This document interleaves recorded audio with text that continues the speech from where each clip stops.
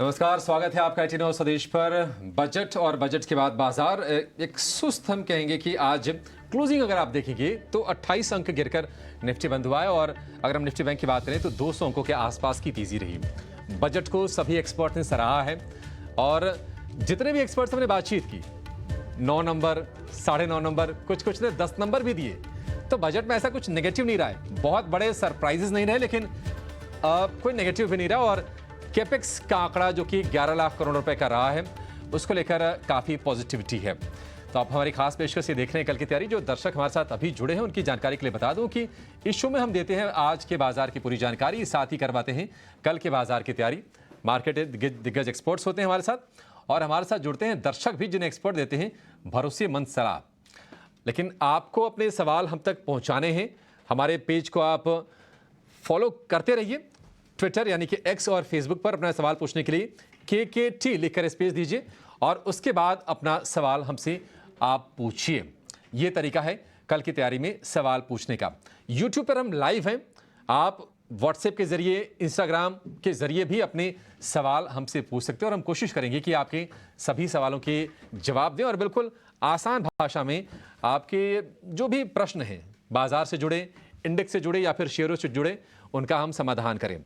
2 expert, हालांकि समय आज थोड़ा सा कम होगा, लेकिन 2 एक्सपर्ट हमारे साथ जुड़ गए हैं क्योंकि कल बाजार खुलेगा और कल की तैयारी हम आज सुनिश्चित करेंगे भी। हमारे साथ हैं निमेश ठाकर और सेंट्रम ब्रोकिंग के नीलेश जैन। निमेश जी और नीलेश जी, बड़े सावधानी से बोलना पड़ेगा आज दोनों ही नाम। बहुत शुक्रिया आपका, स्वागत है टीनो स्वदेश पर। बाजार की क्लोजिंग को लेकर नीलेश जी, आपकी रीडिंग क्या कह रही है? मतलब अगर कुछ नेगेटिव आता तो बाजार आज नीचे होता, लेकिन यह है कि स्टेबल, स्थिर हमने बाजार देखा है। यहां से कल के लिए आप क्या सलाह देंगे किसी को अगर ट्रेड लेना हो कल बाजार जब खुले इंडेक्स में? तो very good afternoon Abhishek ji. बिल्कुल, देखिए क्लोजिंग के लिहाज से इनफैक्ट आज की क्लोजिंग थोड़ी सी बेहतर होती हुई नजर आ रही है। 2 इंपॉर्टेंट चीजें आज के सेशन में जो हमने डेवलपमेंट देखा है। सबसे इंपॉर्टेंट चीज, वॉलेटिलिटी इंडेक्स इंडिया वीक 9% का फॉल यहाँ पे आ चुका है। एक इवेंट के पहले जो एक बढ़त हमने देखी थी, उसी प्रकार का कूल ऑफ हमें आज के सेशन में देखने को मिला है। Since major event is out of the way, अब यहाँ से और अगर गिरावट हमें इंडिया वीक्स में देखने को मिलती है, वो डेफिनेटली यहाँ पे एक पुल बैक को और स्ट्रॉन्ग बनाता हुआ नजर आएगा और बुल्स को थोड़ा कॉन्फिडेंस देता हुआ नजर आएगा। दूसरी चीज, बैंक निफ्टी और निफ्टी दोनों की क्लोजिंग अच्छी हुई है। निफ्टी ने अपने 21 डे मूविंग एवरेज के ऊपर की क्लोजिंग दी है। हालांकि थोड़ी बहुत प्रॉफिट बुकिंग ऊपरी स्तरों से जरूर हमें देखने को मिली थी, बट क्लोजिंग के लिहाज से एक अच्छी क्लोजिंग है।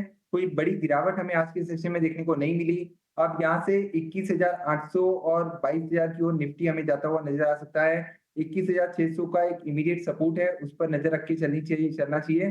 Bank Nifty on the other hand यहाँ पे थोड़ा सा कॉन्फिडेंस लौटता हुआ नजर आ रहा है। हालांकि यहाँ पे अभी भी अपने 50 डे और 21 डे मूविंग एवरेज के नीचे ट्रेड हो रहा है। 46,600 के ऊपर जैसे ही ये बैंक निफ्टी क्रॉस करेगा स्पॉट में, यहाँ पे एक बड़ी तेजी हमें 47,500 से लेके 48,000 तक की देखने को मिल सकती है। ओवरऑल स्टॉक्स स्पेसिफिक के लिहाज से काफी अच्छा मार्केट आज के सेशन में हमें देखने को मिला था, बट इंडेक्स के लिहाज से क्लोजिंग भी काफी अच्छी देखने को मिली।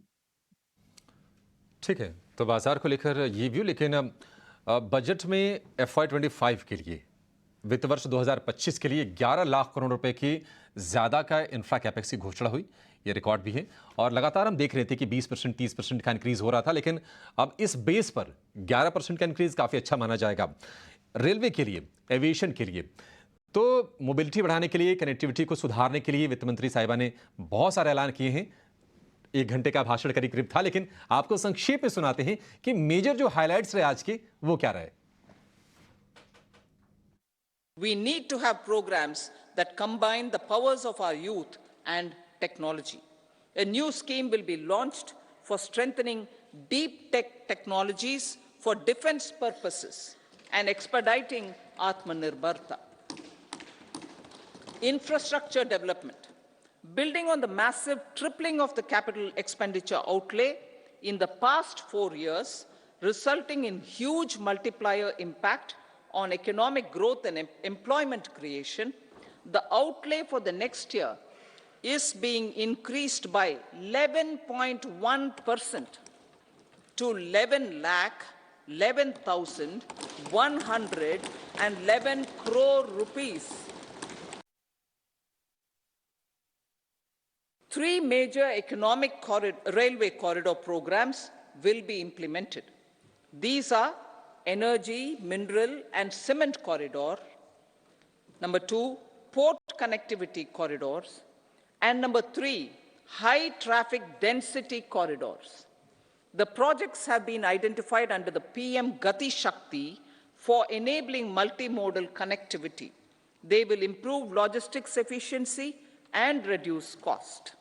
The resultant decongestion of the high traffic corridors will also help in improving operations of passenger trains, resulting in safety and higher travel speed for passengers. Together with dedicated freight corridors, these three economic corridor programs will accelerate our GDP growth and reduce logistic costs.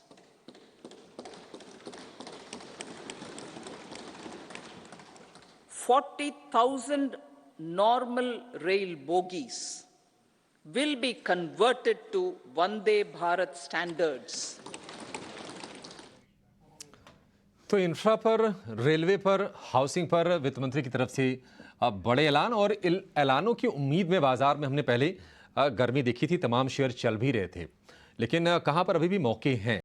Share तो चल गए हैं, निवेश का नजरिया है, कोई tension की बात नहीं है।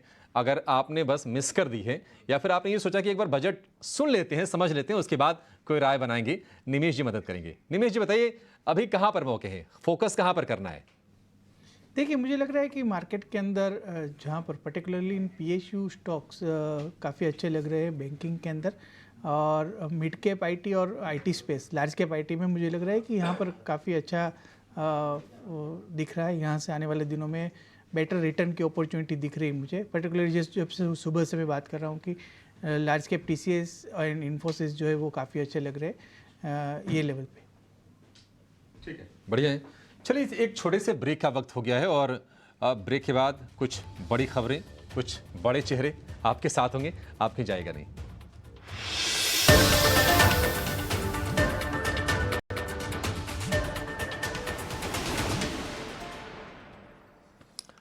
कल की तैयारी में आपका फिर से स्वागत है और फटाफट काम करते हैं कि आपके जो भी सवाल हैं यूट्यूब के जरिए, वहां पर हम लाइव तो ही, आप जाकर वहां पर सवाल पूछ भी सकते हैं, लेकिन आज वक्त की थोड़ी सी कमी है, थोड़े से कम सवाल ले पाएंगे, लेकिन बिल्कुल आपसे जुड़े हुए सवाल ही सारे के सारे होंगे। वो जयपुर से जंसी राम मीणा का सवाल लेंगे और इनके पास है इरकॉन के 600 शेयर 214 रुपये के भाव पर। इरकॉन हमने एक बढ़िया तेज़ी देखी है, रेलवे का प्ले भी है ये, और निश्चित तौर पर लंबी ग्रोथ स्टोरी इसकी है, लेकिन जरा टेक्निकल चेक करके नीलेश जी आप बता दीजिए कि इरकॉन में कब तक होल्ड करना है, कितना जाएगा शेयर ये? ट्रेंड जो है वो अभी भी पॉजिटिव साइड में है। हालांकि दूसरे सप्ताह यहाँ पे थोड़ी बहुत प्रॉफिट बुकिंग हमें जरूर देखने को मिल रही है, तो थोड़ी सी प्रॉफिट बुकिंग और हमें देखने को मिल सकती है। 220 215 तक के लेवल लोअर साइड में टेस्ट होते हुए नजर आ सकते हैं, बट थोड़ा अगर लंबा नजरिया है तो बिल्कुल बने रहें। 270 290 और 300 तक के लेवल हमें यहाँ पे पोजिशन बेसिस पे देखने को मिल सकते हैं। फिलहाल करंट लेवल पर एग्जिस्टिंग लॉन्ग पोजिशन है तो बने रहें। एक ट्रेलिंग स्टॉप लॉस 210 के नीचे का मेंटेन करें और एक पुल बैक यहाँ पे हमें देखने को मिल सकता है। बैक देखने को मिल सकता है 300 रुपए के लेवल्स के लिए आप इरकॉन में तैयारी करके रखिए। अगले दर्शक हैं सुशील पटेल जी, इनके पास है IOC के शेयर 1330 और भाव है 84 रुपए का। जबरदस्त तेजी हमने देखी है, सारी की सारी जो OMCs हैं और इनके भाव से ऑलमोस्ट अब ये डबल होने वाला है। IOC का शेयर 150 रुपए के आसपास के भाव हैं। निमेश जी, IOC कब तक रखना है? ये जो ग्रोथ की ट्रेजेक्टरी पर जो शेयर चल रहा है, क्या ऐसे ही चलता रहेगा या फिर कोई ब्रेक आएगा इसमें? देखिए, 2 दिन पहले एक न्यूज़ आई थी कि सिंगापुर GRM है वो $7 पर बैरल से जूम होकर $9 पर बैरल पे हो गए थे। मुझे लग रहा है कि कहीं ना कहीं एक बेनिफिशियरी है OMCs कंपनी, और जिस तरह से गवर्नमेंट फोकस कर रही है, और मुझे लग रहा है कि कहीं ना कहीं आपको होल्ड करना चाहिए। अच्छा डिविडेंड, ये क्वार्टर के अंदर अच्छा डिविडेंड भी अनाउंस हो सकता है। नज़रिया मेरा बुलिश है। मुझे लग रहा है कि एक 3 से 6 महीने का अगर व्यू है तो आने वाले दिनों में 180 190 तक के टारगेट प्राइस देखने को मिल सकते हैं। तो व्यू बुलिश है करंट लेवल से, मैं आपको होल्ड करने की राय देता हूँ। ठीक है, 180 190 तक के स्तर IOC के लिए होल्ड करने की सलाह है। अगले दर्शक का सवाल लेंगे। स्वरूप सिंह ने अपना सवाल हमें भेजा और इनके पास है SW सोलार के शेयर ₹450-396 के भाव पर। और SW सोलार तो बिल्कुल सोलर पैनल जो 1 करोड़ घरों पर लगाए जाएंगे उसका बेनिफिशियरी साफ तौर पर है। ये शेयर चला भी है, 400 की बाइंग है और अब ₹500 से ऊपर जाकर ये कारोबार कर रहा है। नीलेश जी, चेक कीजिए, थोड़ी थोड़ी ब्रेक लगने के संकेत इसमें मिल रहे हैं या फिर ये टेम्पररी है? शेयर क्या अभी और उछाल दिखाएगा यहां से? देखने को मिला काफी लंबे अंतराल के कंसोलिडेशन के बाद स्टॉक ने यहाँ पे तेजी पकड़ी है। लगभग 510 का ये ब्रेकआउट लेवल था और जहाँ पे एक ब्रेकअवे गैप भी हमें देखने को मिला। तो सबसे पहले एक ट्रेलिंग स्टॉप लॉस 510 का रखना होगा और बड़े टारगेट के लिए अगर ये रुक सकते हैं, थोड़ा समय दे सकते हैं इस पर्टिकुलर स्टॉक में, तो बिल्कुल यहाँ पे बने रहना चाहिए।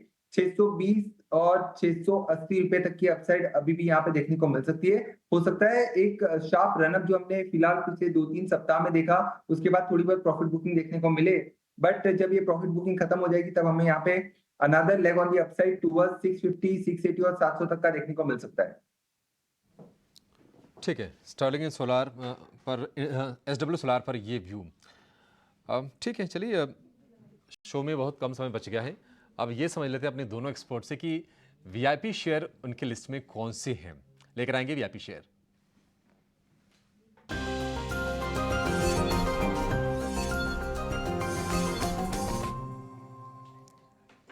निमेश जी, शुरुआत कीजिए सर, आप बताइए क्या है आपकी तरफ से आज VIP शेयर? देखिए, मैं पंजाब नेशनल बैंक को बाय रिकमेंड कर रहा हूँ। जैसे PSU बैंक्स के अंदर काफ़ी व्यू बुलिश है और जिस तरह से हम लोगों ने रिजल्ट देखा है, एक बेहतरीन रिजल्ट आया था। NPA के अंदर भी काफ़ी कटौती हुई है, असेट क्वालिटी इंप्रूव हो रही है और मुझे लग रहा है कि यहाँ से अभी भी अंडर वैल्यूड स्टॉक है।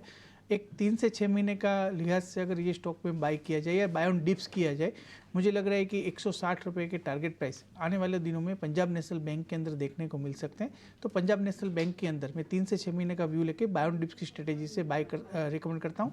95 का एक स्टॉप लॉस जो है वो जरूर से लगा सकते हैं। ठीक है, PNB पंजाब नेशनल बैंक, बहुत रफ्तार से ये शेयर चला है। 70 रुपये के आसपास था, वहां पर संघर्ष किया। 70 रुपये से पहले 35 से 45 के रेंज में बहुत लंबे समय तक फंसा रहा, लेकिन 70 पार करने के बाद गजब का जोश दिखा। 118 रुपये का भाव है, आज भी 4% के आसपास की शानदार तेजी आपके लिए VIP शेयर के तौर पर आज के लिए रिकमेंडेशन। नीलेश जी, आपका शेयर कौन सा है सर?